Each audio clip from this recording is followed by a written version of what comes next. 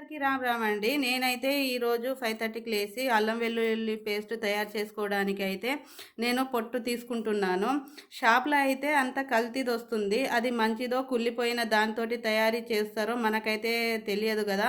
అది తీసుకొచ్చుకొని వాడితే మన ఆరోగ్యం పాడవుతుంది.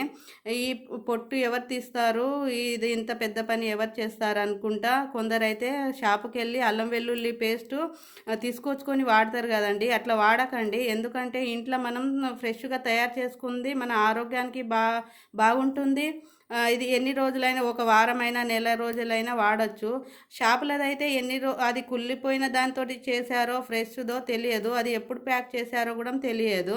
అందుకోసమని అల్లం వెల్లుల్లి ఇంట్లో తెచ్చుకొని ఇట్లా పొట్టు తీసుకొని ఫ్రెష్గా అల్లం వెల్లుల్లి పేస్ట్ తయారు చేసుకోండి. ఆరోగ్యానికి బాగుంటుంది, మన ఆరోగ్యం కూడా బాగుంటుంది. అందుకోసమని నేనైతే ఇంట్లో ఫ్రెష్గా చేసుకుంటానండి. ఈ వీడియో మీకు నచ్చితే సబ్స్క్రైబ్ చేసుకోండి, ఒక లైక్ చేయండి.